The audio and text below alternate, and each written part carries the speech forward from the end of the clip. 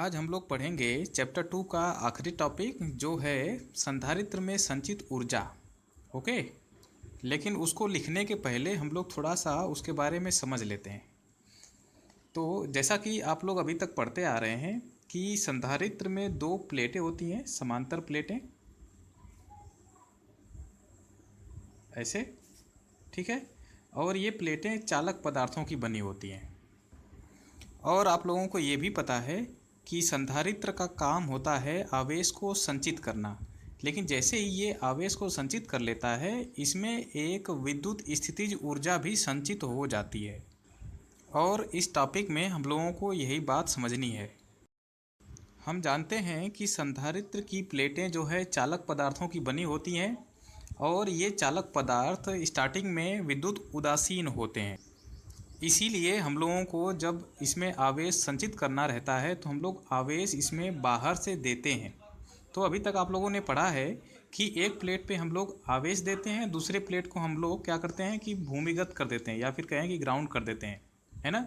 जिसके कारण अगर हम लोग इस पर धनात्मक आवेश देते हैं तो अपने आप ही इस पर ऋण आवेश प्रेरित हो जाता है। लेकिन जब हम लोग इसको किसी विद्युत परिपथ में इस्तेमाल करते हैं, अब यहाँ पे एक शब्द आया विद्युत परिपथ। ये क्या होता है?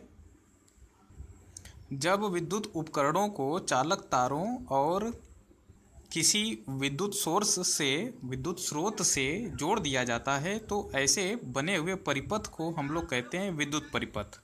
तो अभी तक आप लोगों ने पढ़ा कि हम लोग आवेश देते हैं तो आवेश इस दूसरी प्लेट पे प्रेरित हो जाता है, लेकिन ये आवेश देते कहाँ से हैं? ये भी तो एक क्वेश्चन है। आवेश तो केवल इलेक्ट्रॉन ही हैं जो कि चालक में प्रभावित होते हैं, तो हम लोग इलेक्ट्रॉन ही दे सकते हैं। और इलेक्ट्रॉन को आज तक देखा नहीं जा सका है कि कोई वस्तु है इलेक्ट्रॉन, जाओ के उठा के लेके आओ और चालक को दे दो जिससे कि आवेश संचित हो जाएगा। ओके, तो आवेश संचित करने का केवल एक ही तरीका है कैपेसिटर पे कि इसको हम लोग किसी विद्युत स्रोत से जोड़ दिया जाए। विद्युत स्रोत केवल दो प्रकार के हमारे पास अवेलेबल हैं। एक तो है बैटरी, जिसके बारे में आप लोग केमिस्ट्री में पढ़े होंगे।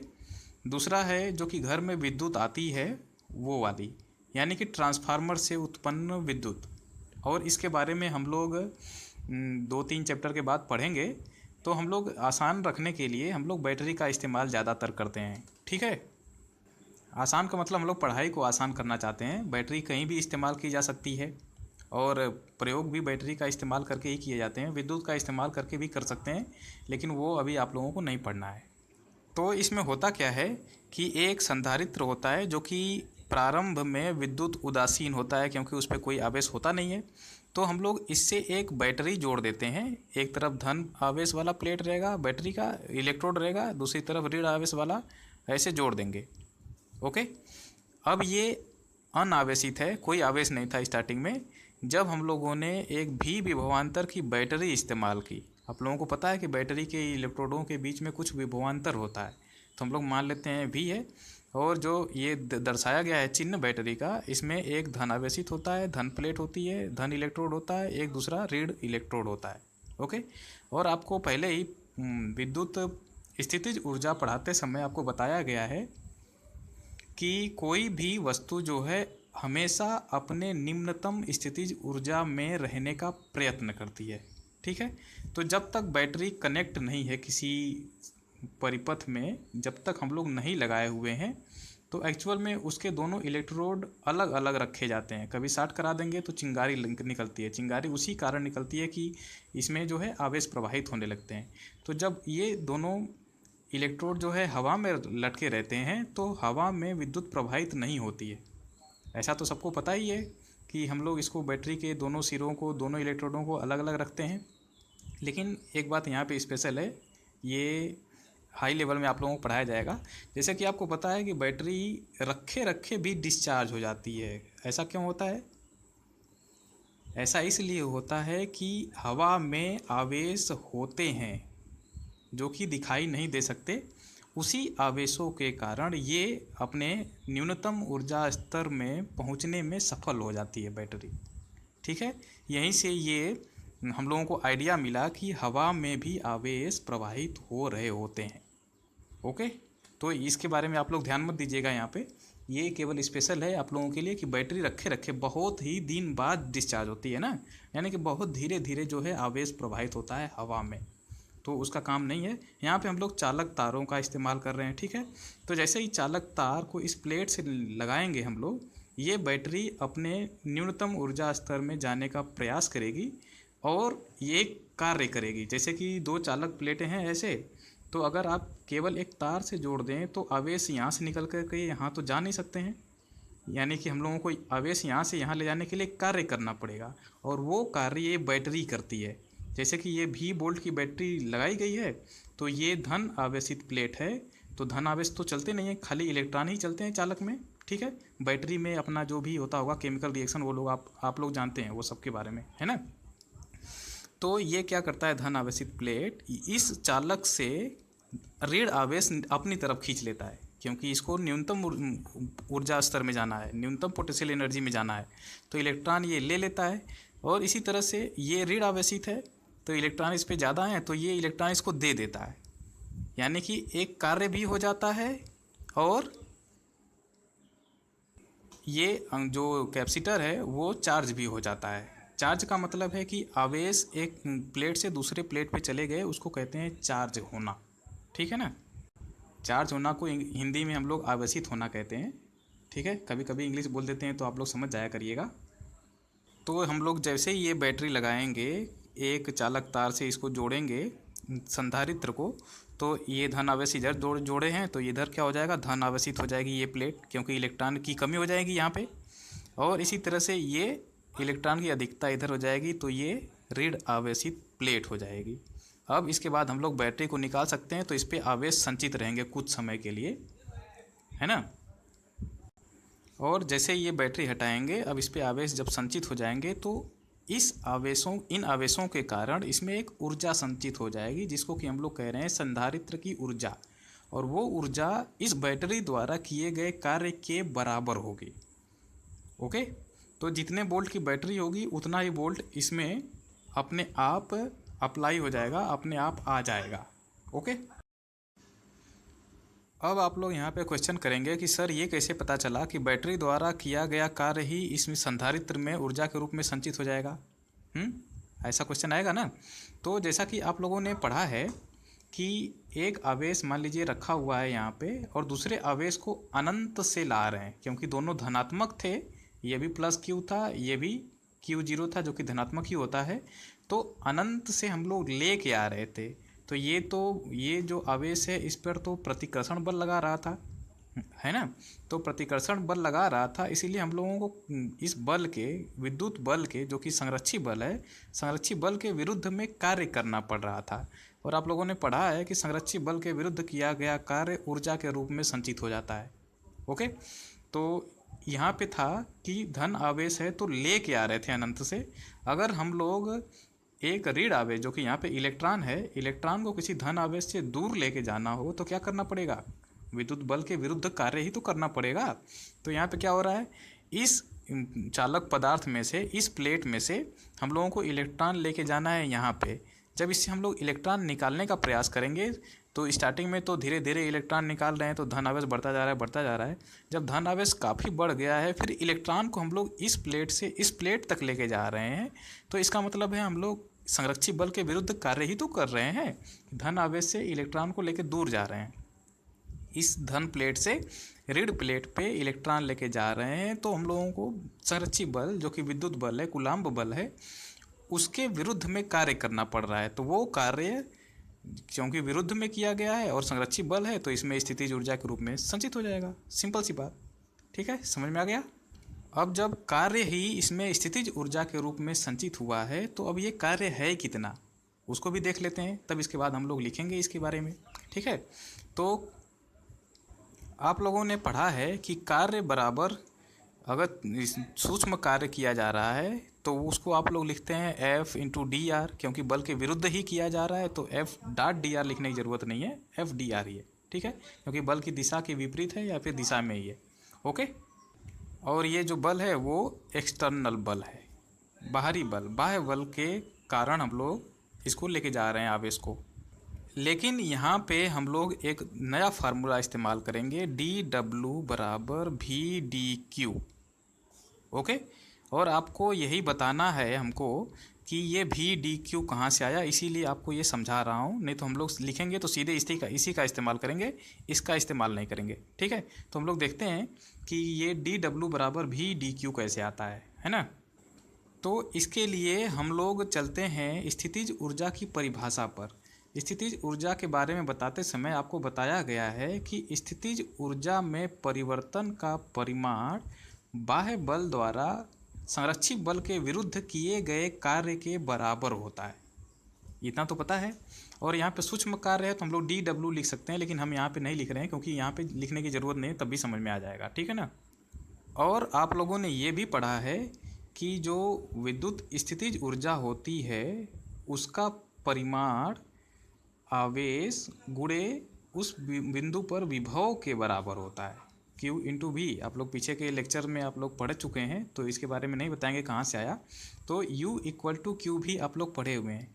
तो मान लेते हैं जब हम लोग इसको आवेशित नहीं किए हैं उस समय स्थितिज ऊर्जा U1 है और आवेश उस समय Q1 है और उसमें पोटेंशियल जो है V1 है। ठीक है, कोई दिक्कत नहीं यहाँ तक। बाद में जब हम लोग एक डी क्यू आवेश एक प्लेट से इस प्लेट पे ट्रांसफ़र कर देते हैं, स्थानांतरित कर देते हैं, तो मान लेते हैं कि उस समय विद्युत स्थितिज ऊर्जा हो जाती है U2। ठीक, और U2 हो गई तो हम लोग डी क्यू आवेश ट्रांसफ़र किए हैं, स्थानांतरित किए हैं, तो ये Q1 प्लस डी क्यू दूसरे प्लेट पे हो जाएगा आवेश। ओके, और ये V1 कितना हो जाएगा, तो ये भी परिवर्तित हो जाएगा, तो मान लेते हैं V1 प्लस डी भी हो जाएगा। यहाँ तक कोई दिक्कत नहीं है। तो हम लोग यहाँ पे देखते हैं कि हमको मिलेगा U2 माइनस U1 बराबर Q1 प्लस डी क्यू और V1 प्लस डी वी, ये मिलेगा माइनस Q1 V1, ये तो U2 का मान है, ये U1 का मान है, तो ये किसके बराबर होगा फिर, Q1 V1 plus Q1 dV plus V1 dQ plus dQ dV minus Q1 V1। Okay, यहाँ तो कोई दिक्कत नहीं। अब यहाँ पे हम लोग देखते हैं कि Q1 V1 तो कट जाएगा, बचेगा U2 माइनस U1 बराबर Q1 dV plus V1 dQ plus dQ dV, इतना बचेगा। तो अब यहाँ पे देखिए कि जब ये चालक प्लेटें अनावेशित थी तो यानी कि इनके बीच में कोई न तो विद्युत विभव था, न तो विभवांतर था, और ना ही इन पर कोई आवेश था, है ना। तो जब कोई आवेश ही नहीं था तो हम लोग लिख सकते हैं Q1 बराबर 0 और V1 बराबर भी 0, क्योंकि वहाँ पे कोई विभव भी नहीं था। आवेश रहेगा तब तो विभव रहेगा। ओके, तो आवेश भी नहीं है तो इसलिए विभव भी नहीं है, तो इसका मतलब है हमको मिलेगा U2 माइनस U1 बराबर dQ dV।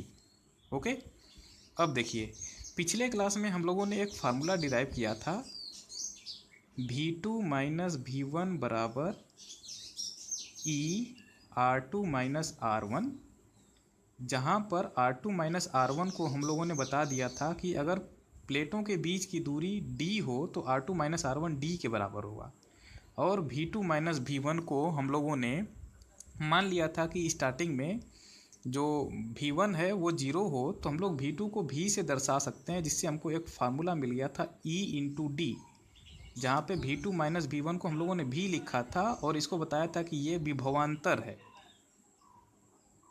ये आप लोगों को ऑलरेडी बताया जा चुका है, और विभव को भी हम लोग V से दर्शा रहे हैं और विभवांतर को भी V से दर्शा रहे हैं, और ऐसा हम लोग करते ही हैं। तो इसलिए आप लोगों को याद रखना पड़ेगा कि कहाँ पे विभवांतर है, कहाँ पे विभव है।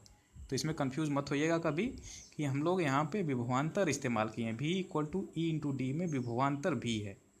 ओके, इसको डी भी लिखा जा सकता है अगर सुविधा के लिए, लेकिन कहीं भी डी भी नहीं लिखा गया है किसी भी किताब में, तो हम लोग भी ही इस्तेमाल करेंगे, लेकिन याद रखेंगे कि यहाँ पे विभवांतर है और विभव बराबर होता है स्थितिज ऊर्जा बटा क्यू, ये भी ध्यान रखिएगा, ये विभवांतर नहीं है, ये विभव है ना। तो यहाँ पे डी भी मिला है। तो एक्चुअल में देखा जाए तो जो बाद में हम लोगों ने पोटेंशियल लिया है वो V1 माइनस डी भी था, और जो स्टार्टिंग का पोटेंशियल है, स्टार्टिंग का विभव है, वो V1 है।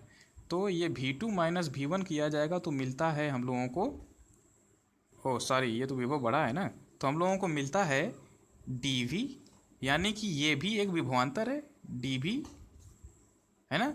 तो ये विभवांतर मिला कि dV जो है विभवांतर है, तो हम लोग इसको लिख सकते हैं U2 माइनस U1 बराबर dQ इंटू V। लेकिन याद रखिएगा कि ये भी क्या है, विभवांतर, ये dV ही है, लेकिन हम लोगों ने सुविधा के लिए इसको लिख दिया विभवांतर, ओके, क्योंकि हम लोग बार बार इसका इस्तेमाल भी करेंगे। तो अब आप लोगों को पता चल गया कि देखिए यहाँ पे U2 माइनस U1 यानी कि चेंज इन पोटेंशियल एनर्जी स्थितिज ऊर्जा में परिवर्तन किए गए कार्य के बराबर होता है। यानी कि हम लोग यहाँ से लिख सकते हैं W बराबर DW बराबर, क्योंकि सूक्ष्म कार्य है तो वहाँ पे W था, लेकिन चलिए लिख ही देते हैं। आप लोगों को बता तो दिया गया है कि ये DW ही है, सूक्ष्म कार्य यहाँ पे किया जा रहा है तो सूक्ष्म कार्य के बराबर लेंगे, ज़्यादा कार्य रहेगा तो ज़्यादा W लिखा जाएगा, ठीक है। तो यहाँ पे सूक्ष्म कार्य है तो DW बराबर हम लोग लिखेंगे VDQ।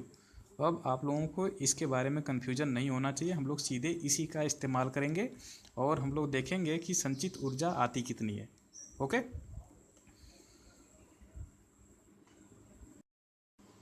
तो हमारा आज का टॉपिक है संधारित्र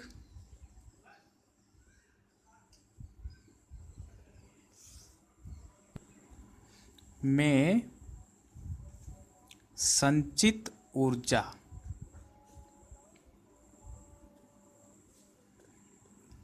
एनर्जी स्टोर्ड इन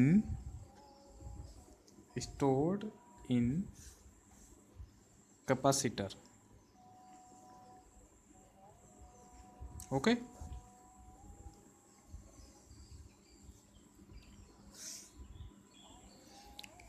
संधारित्र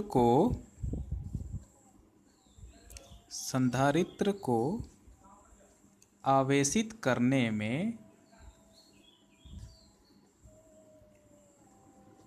में किया गया कार्य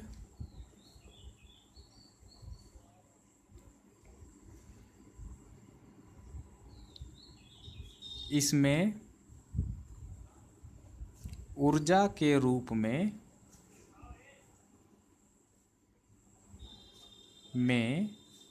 संचित हो जाता है,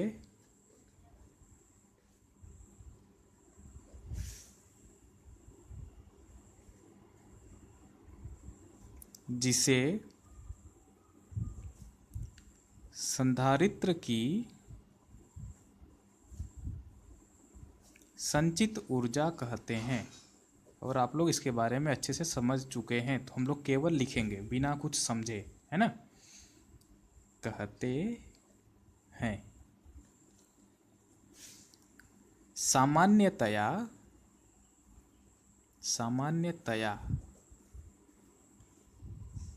आवेशन का यह कार्य बैटरी द्वारा किया जाता है, बैटरी द्वारा किया जाता है तथा बैटरी यह कार्य अपनी रासायनिक ऊर्जा, जिसके बारे में आप लोग केमिस्ट्री में पढ़े हैं, रासायनिक ऊर्जा का उपयोग करके करती है और संधारित्र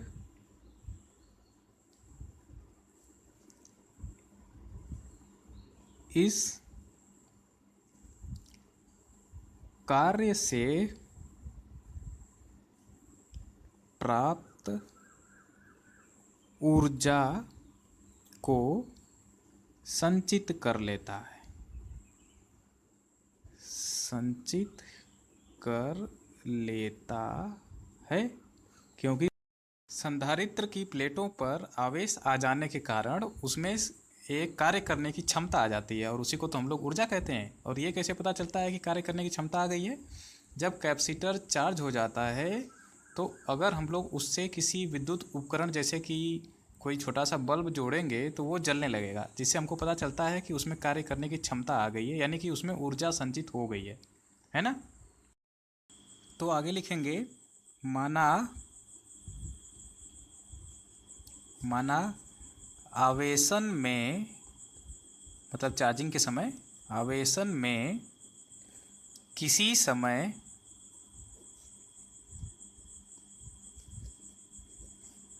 धारिता C के किसी संधारित्र की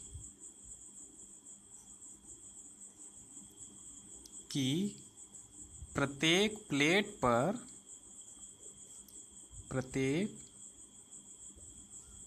प्लेट पर आवेश का परिमाण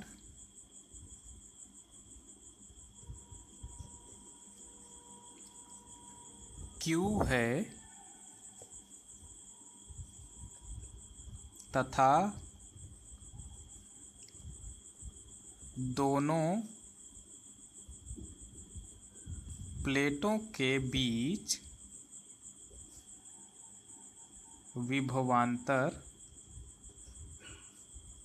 भी है, तब V बराबर Q/C इतना होगा। अब यहाँ पे एक क्वेश्चन आएगा कि आप लोगों ने पढ़ा है कि किसी चालक की धारिता C बराबर होती है Q/V, जहाँ पर V होता है विभव, लेकिन यहाँ पे आप लोगों ने लिखा V विभवांतर है। अब तो कैसे पता चलेगा कि ये सही है कि ये सही है, कौन सा सही है कौन सा गलत है? तो ये दोनों सही हैं। देखिए कैसे, हम लोगों ने पढ़ा था कि अगर एक चालक है और उस पर आवेश Q है और उस पर विभव भी है, मतलब चालक पर जो विभव है वो भी है और चालक पर जो आवेश है Q है, तो C बराबर Q/V। इतना तक तो कोई दिक्कत नहीं है। अब जैसे ही इसके बगल में एक और चालक रखेंगे, इस पर इसके इन दोनों चालक प्लेटों के बीच, मान लेते हैं प्लेट है तो प्लेटों के बीच में दूरी होती है कुछ ना कुछ, ठीक है। इतनी दूर पर एक दूसरा चालक रखा है जिस पर कि आवेश -Q आ जाता है। इस -Q के कारण इससे d दूरी पर स्थित उसी चालक पर विभव जो है वो इसके कारण मान लेते हैं -V' है, क्योंकि ये नेगेटिव आवेश है तो इसी के कारण ये जो पोटेंशियल होगा वो भी नेगेटिव होगा। तो यहाँ पे इसी चालक पे दो विभव एक साथ हैं। पहला कौन सा? V जो इसका खुद का है आवेश Q के कारण, दूसरा कौन सा? इस आवेश के कारण, जो दूसरे चालक पर आवेश है उसके कारण एक और विभव है, वो है V'। यानी कि इस पर जो नेट विभव होगा वो इन दोनों के अध्यारोपण से मिलेगा, यानी कि जो नेट विभव होगा V प्लस -V', यानी कि -V' होगा, जो कि इन दोनों चालकों के बीच विभवांतर के बराबर है। इसी को हम लोग DV न दिखा करके हम लोग सिंपली V दिखा रहे हैं। तो समझ में आया कि विभवांतर कैसे हो गया। एक्चुअल में हम लोग विभव ही लिख रहे हैं, उसी चालक पर विभव ही लिख रहे हैं, लेकिन ये दूसरे चालक के कारण उत्पन्न हुए विभव का योग है जो कि इसके विभवांतर के ही बराबर है। इसलिए हम लोग यहाँ पे बीच में विभवांतर भी ही लिख रहे हैं, कोई दिक्कत नहीं है यहाँ पे, ठीक है। उम्मीद है कि आप लोगों को ये समझ में आ गया है। ओके, अब आके लिखेंगे माना एक अत्यंत सूक्ष्म डी क्यू परिमाण का आवेश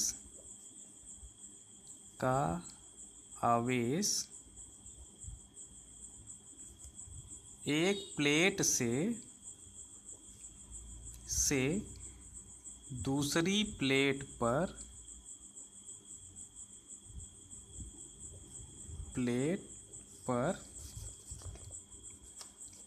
स्थानांतरित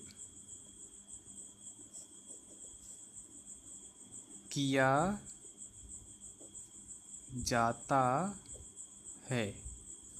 यहाँ पे लिखा गया है एक प्लेट से दूसरी प्लेट पर, ये एक्चुअल में धन आवेशित वाले प्लेट से ऋण आवेशित वाले प्लेट पर स्थानांतरित किया गया है। ठीक है, यहाँ पे हम लोग परिमाण ले रहे हैं तो यहाँ पे नेगेटिव पॉजिटिव लेने की कोई ज़रूरत नहीं है। ओके, दूसरी प्लेट पर स्थानांतरित किया जाता है। आप लोग यहाँ पे चाहें तो धन आवेशित से दूसरी जो कि यहाँ पे ऋण आवेशित प्लेट पर स्थानांतरित किया जाता है, ऐसा भी लिख सकते हैं। ओके, अब ये बहुत ही छोटा आवेश है तो हम मान लेते हैं कि इसको ट्रांसफ़र करने से, इसको स्थानांतरित करने से ये विभवांतर जो है बदल नहीं रहा है, क्योंकि ये बहुत ही छोटा है। ठीक है, तो इसको नियत मान सकते हैं। अगर ये बड़ा रहता तो ये विभवांतर भी बदल जाता। ओके, तो हम लोग इसको आगे लिखेंगे, जिससे प्लेटों के बीच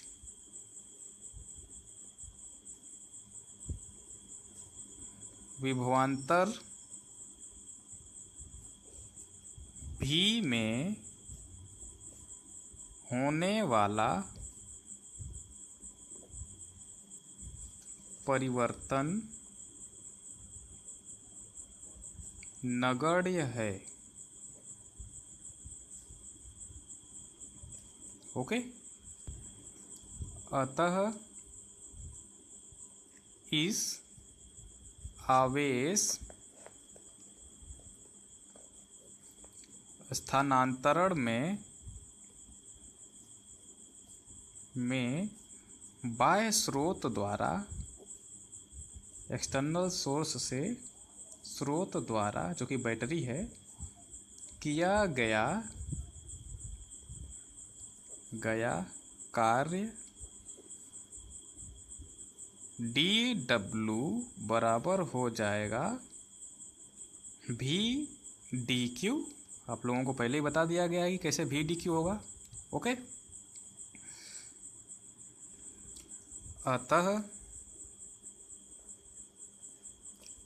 ये क्या था कि जब हम लोगों ने DQ आवेश धन आवेश से ऋण आवेश पर ट्रांसफ़र कर दिया, या फिर कहें कि DQ परिमाण का धन आवेश ऋण आवेशित प्लेट से धन आवेशित प्लेट पर हम लोगों ने स्थानांतरित कर दिया, तो अतः संधारित्र की धन प्लेट को शून्य से Q तक आवेशित करने में किया गया कुल कार्य कितना हो जाएगा? पहले कितना था, जब कोई आवेश नहीं स्थानांतरित किए थे तो कार्य था 0, बाद में कितना हो गया, अब W कार्य हो गया। तो dW का हम लोग इंटीग्रेशन कर देंगे, और यहाँ पे पहले आवेश कितना था 0, बाद में कितना हो गया, Q आवेश हो गया है। VdQ। अब देखिए V की वैल्यू हम लोगों ने इक्वेशन 1 में लिखी हुई है, तो इसको यहाँ पे रख देंगे, अथवा ये तो हो जाएगा W 0 और W इंटीग्रेशन करना आ गया है, तो मैं ज़्यादा आप लोगों को नहीं बताऊँगा, आप लोग समझ रहे हैं। बराबर 0 से Q, V का मान आया है Q/C dQ, ये लिख देंगे समीकरण 1 से, हो गया। अथवा ये हो जाएगा W - 0, W बराबर ये C तो इंडिपेंडेंट है Q पे, तो बाहर आ जाएगा 1/C। ये हो जाएगा Q का Q स्क्वायर 0 से Q, अतः W बराबर ये Q स्क्वायर बटा 2 होगा ना, तो ये हो जाएगा 1/2 Q स्क्वायर बटा C। हमको मिल गया W का मान, किया गया कार्य। ओके, यह कार्य संधारित्र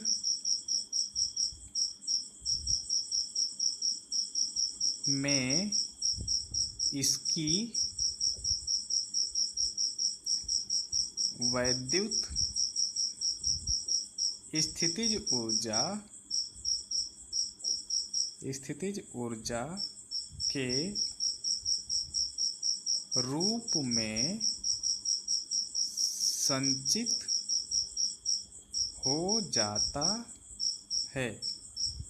और आपको पता है कि ये कैसे, क्योंकि संरक्षित बल के विरुद्ध कार्य किया जा रहा है, तो यहाँ पे वो सब नहीं लिखना है, सीधे लिख देना है कि यह आकार वैद्युत स्थितिज ऊर्जा के रूप में संचित हो जाता है। अतः आवेशित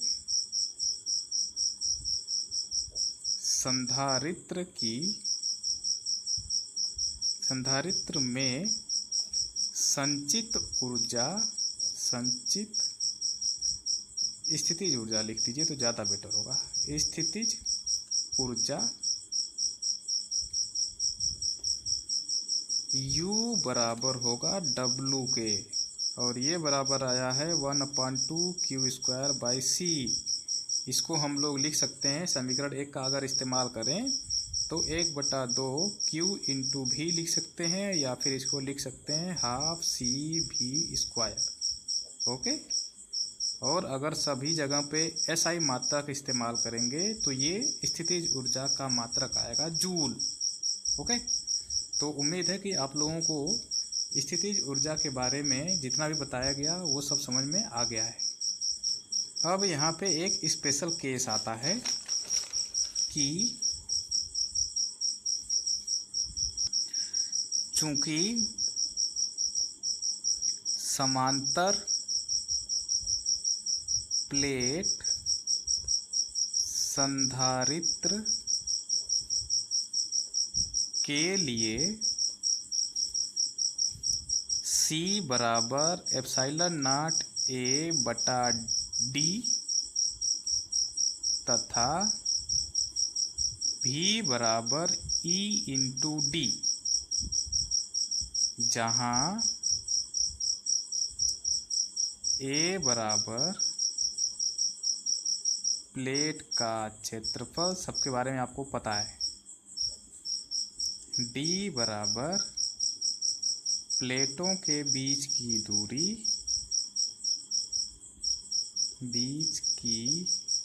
दूरी और E बराबर संधारित्र की प्लेटों के बीच वैद्युत क्षेत्र। अतः U बराबर ½ CV स्क्वायर वाला फार्मूला अगर हम लोग इस्तेमाल करें तो लिख सकते हैं ½ ε0 A/D, और V स्क्वायर की जगह पे अब हो जाएगा E स्क्वायर D स्क्वायर। तो हम लोग देखते हैं कि D से D एक कैंसिल हो जाएगा, अथवा U बराबर 1/2 ε0 E स्क्वायर A/D। अब यहाँ पे एक ध्यान देने वाली बात है कि A/D जो कि समांतर प्लेट संधारित्र से घिरा हुआ आयतन के बराबर होगा। क्या ये सही है? जैसे कि आप लोग पढ़े हैं आयतन क्या होता है। मान लेते हैं कि इस तरह से कोई घन है, ऐसे है ना, ये तो समांतर प्लेट संधारित्र जैसा ही है, तो इसके बीच कुछ दूरी है, उसी को हम लोग कह रहे हैं D, ओके, तो अगर हम लोग देखें तो A इंटू डी यानी कि क्षेत्रफल, ये प्लेट का क्षेत्रफल है, इंटू ऊंचाई जो कि बताएगा इस संधारित्र से घिरा हुआ आयतन। तो यहाँ पे A इंटू डी क्या होगा, संधारित्र से घिरा हुआ आयतन होगा, जहाँ A इंटू डी बराबर संधारित्र से घिरा हुआ आयतन। इतना क्लियर है। अतः एकांक आयतन की स्थितिज ऊर्जा, इसको हम लोग छोटे u से दर्शा सकते हैं, u बटा ए डी, ये बराबर आएगा 1/2 एप्सिलॉन नॉट ई स्क्वायर। इसे समांतर प्लेट